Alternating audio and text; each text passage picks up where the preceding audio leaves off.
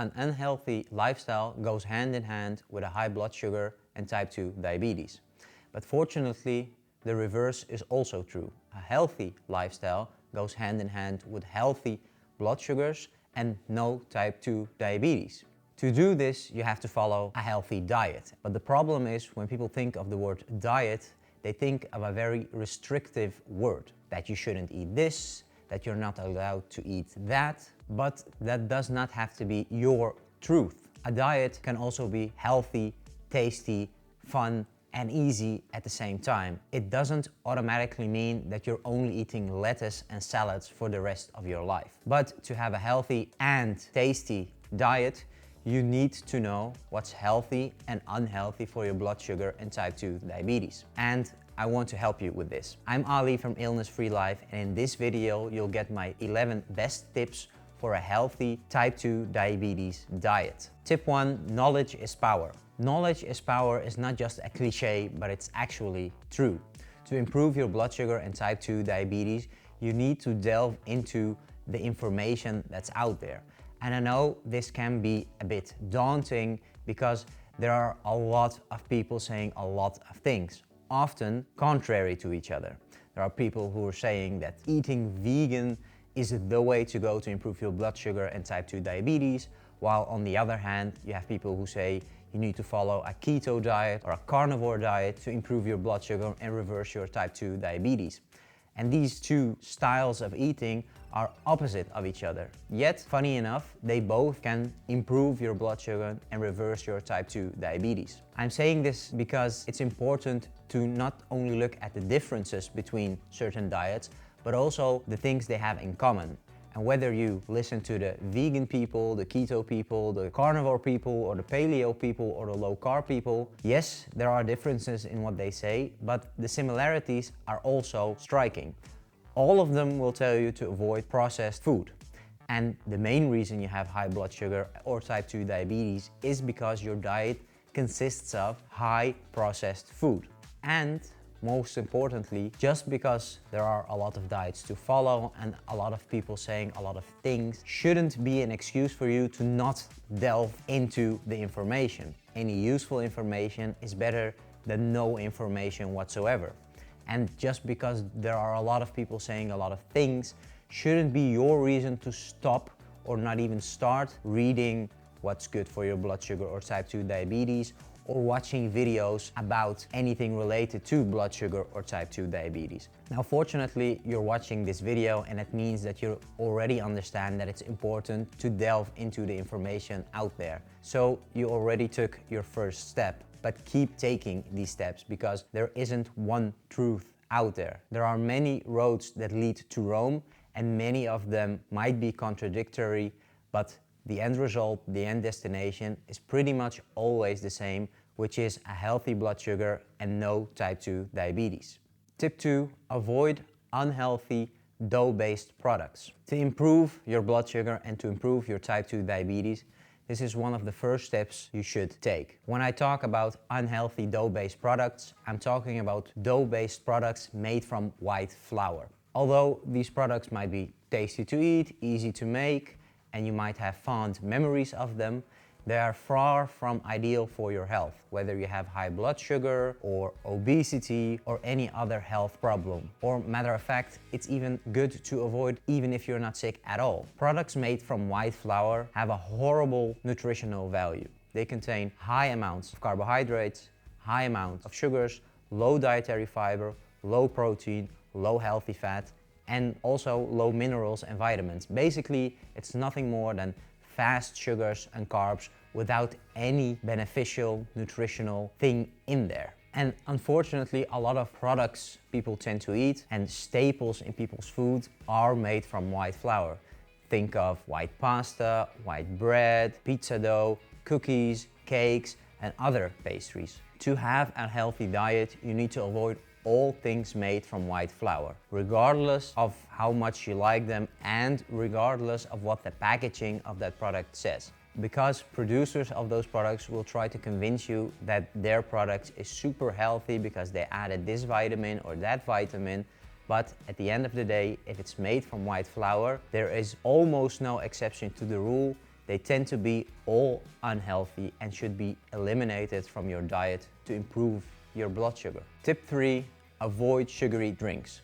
This is the liquid brother of the previous tip. If you avoid white flour-based dough products that you eat, then you also should avoid sugary drinks that you drink, because they're the liquid form of the previous. Sugary drinks are horrible for obvious reasons. They contain a lot of sugars and a lot of carbs per unit of weight, and no dietary fiber, no vitamins, no minerals, no antioxidants, basically nothing you should be proud of in your diet. The problem with drinking sugary drinks is that the sugars enter your bloodstream very, very fast and in high amounts. And that means that your pancreas will have to work very hard to produce insulin to lower these blood sugar levels. Now, that might not be a problem from time to time, but if sodas or sugary drinks are a staple of your diet, then it means that your pancreas is being kicked and hit every day, multiple times a day, which will lead to insulin resistance, high blood sugar levels,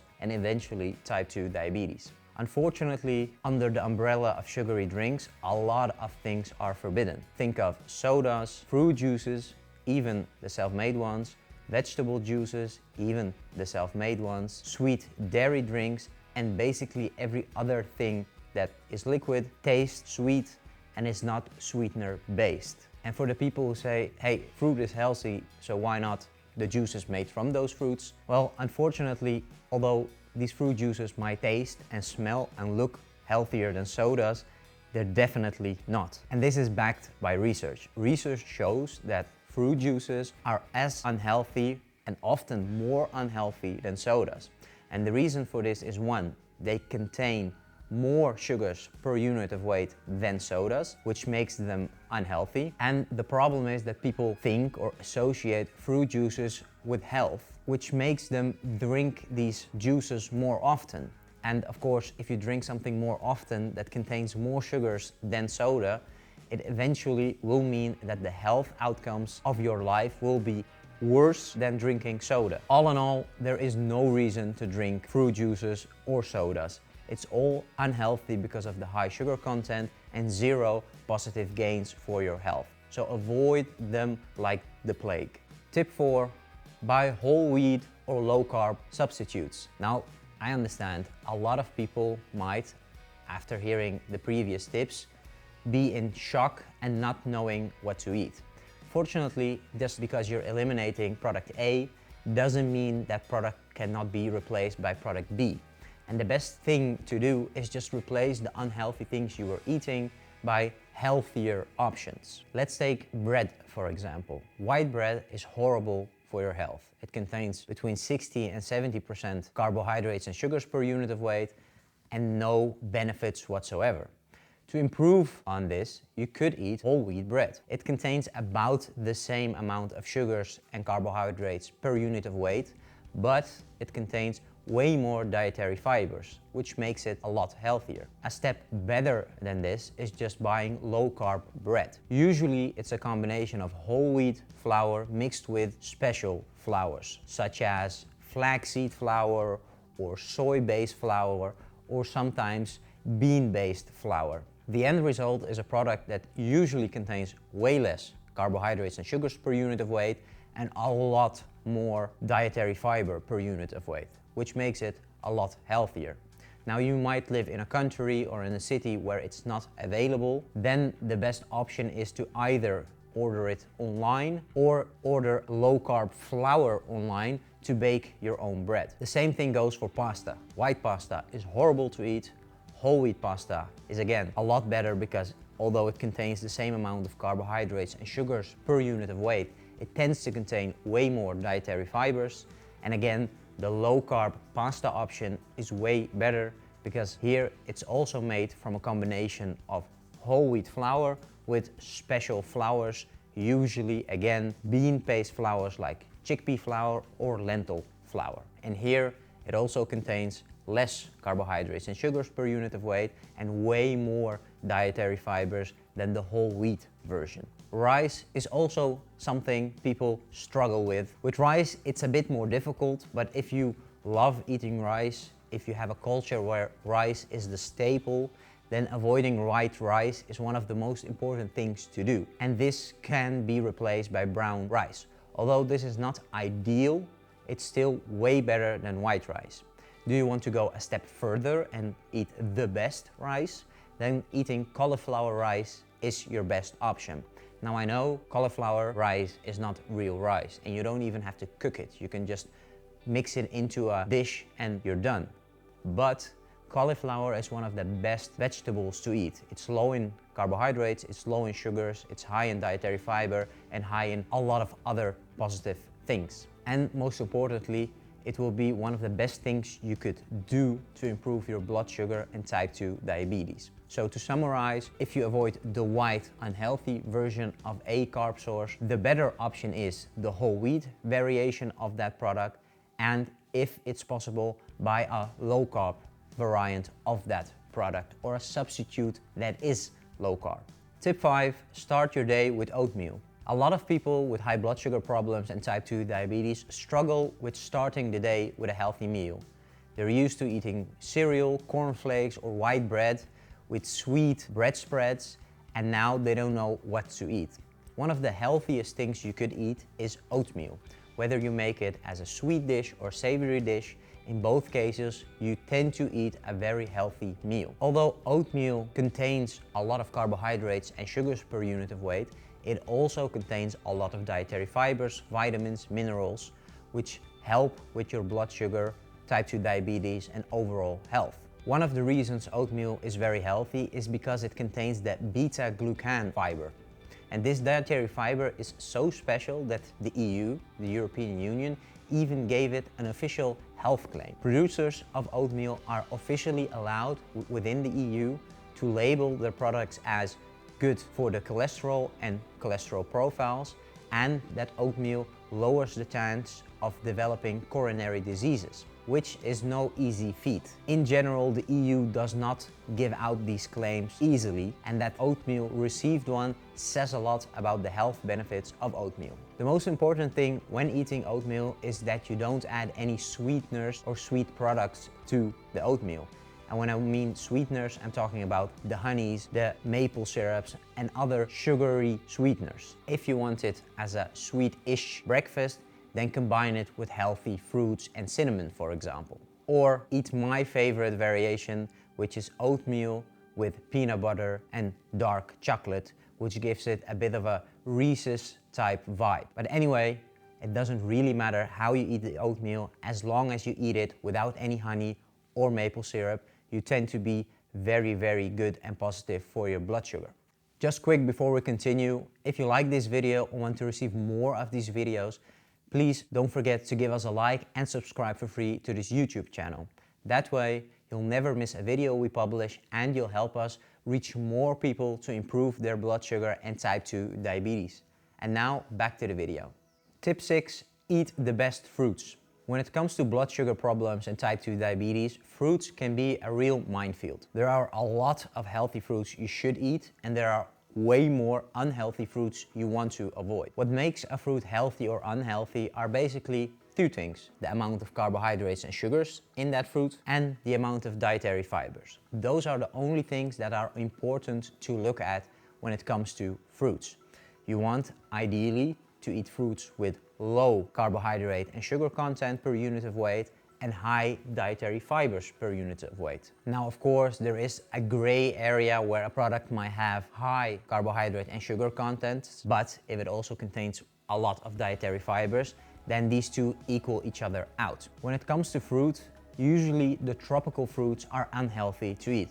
Think of mangoes, bananas, pineapples, grapes, watermelons, and a lot of others. And when it comes to healthy fruits, usually the berries tend to be the best. Think of strawberries, cranberries, blueberries, raspberries, and basically every other berry. But also common or normal fruits such as apples, pears are also healthy to eat. When you look for fruits to eat, try to choose the fruits that contain low carbohydrates and sugars and high dietary fiber. And if you are considering eating a certain fruit which has a high amount of carbohydrates and sugars, then this doesn't automatically mean that you shouldn't eat it, but you also have to look especially to the dietary fiber content, because if that's sufficient, then you are allowed to eat that. Now you might be wondering, when is the sugar or carb content high and when is the dietary fiber low, and how should I look at these numbers?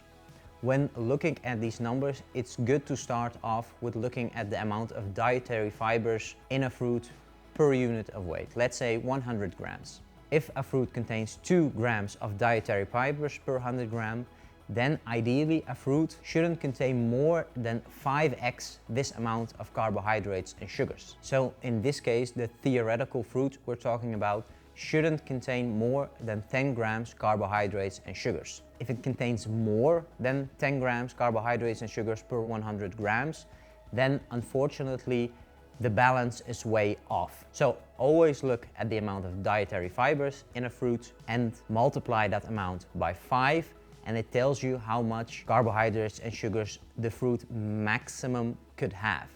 Tip 7, replace potatoes. Potatoes are a staple in the Western eating pattern for people. In the US, people eat about 50 pounds of potatoes every year, which is a lot. And to replace this product tends to be very hard for people.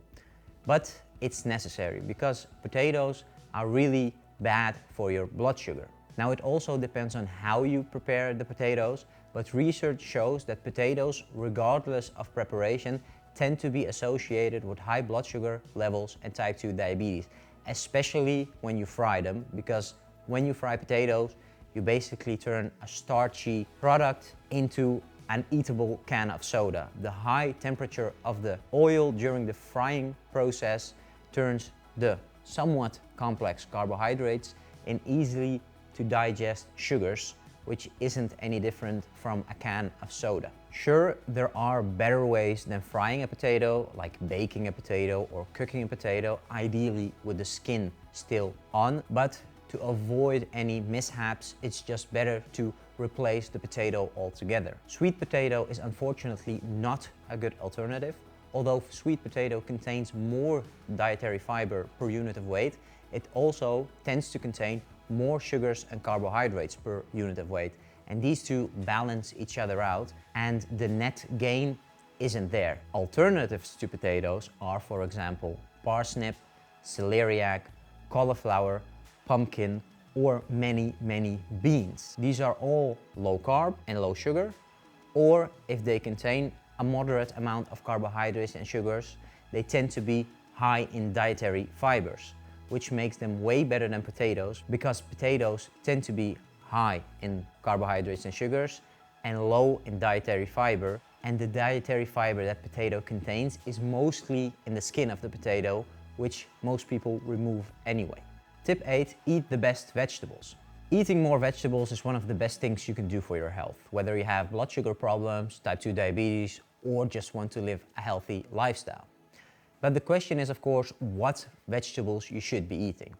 Now, fortunately, there are not a lot of unhealthy vegetables to eat. If you avoid potato and certain other root vegetables, then you tend to be eating very healthy. But if you want to go for the best, then you should be eating the cruciferous family of vegetables. Now, this might sound like a curse from Harry Potter, but this isn't. The cruciferous family is a family of vegetables you definitely already know and might be eating. Vegetables that belong to this family are, for example, broccoli, cauliflower, asparagus, kale, Brussels sprouts, and many others.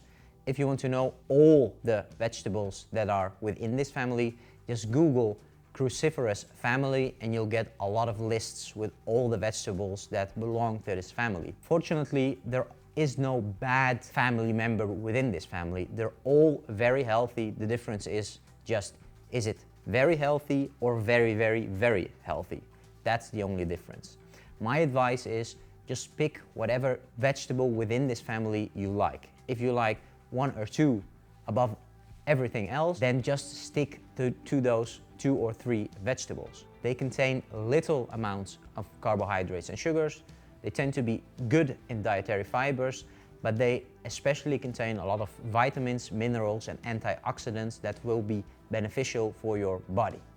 Tip 9, eat more fats and proteins. One of the best and easiest way to improve your blood sugar, type 2 diabetes, and maybe even obesity is by eating more healthy fats and proteins.